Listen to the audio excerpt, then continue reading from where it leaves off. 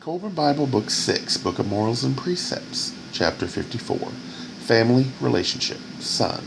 Much of the book is to develop your moral code. Avoid using it to judge others. NPR 5440. The deeds of a son, whether they be good or bad, reflect upon his father. As a father basks in the light of a son's achievements, so shall he not escape the cloud of his failure. NPR 5441. Say not that others have led him into the paths of wrongdoing. If a dwelling be well built, it will withstand any assault of wind or weather. If it be faulty, where lies the blame, with the builder or with the structure? If you seek to cast blame on others for the upbringing of your son, you reveal your own lack of forethought and care for his well-being. If you delegate your son's instruction to another, it is your responsibility to see that the instruction is adequate. I suggest this is true and unhelpful. An arrogant parent could damage a child. If the child fixes the problem on their own, the parent can take the credit, while the child gets the blame if they are unlucky enough to not find the clues the arrogant parent failed to teach.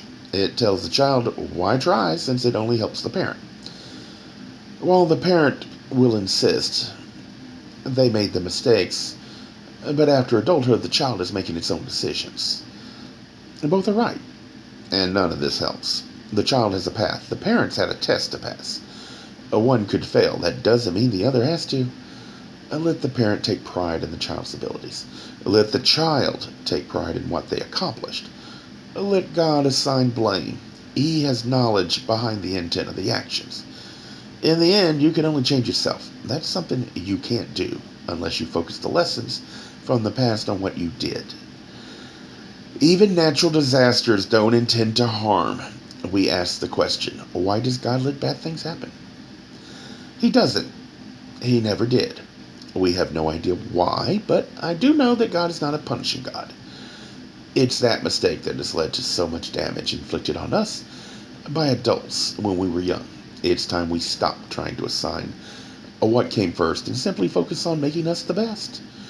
Hope that if we do it right, then a generation to come will finally remove the learned behavior placed so long ago. That learned behavior that is triggered when we hear the words, why does God let bad things happen? And a moment of trauma. How you get society to remove that rule is not the point. First, remove it from your mind.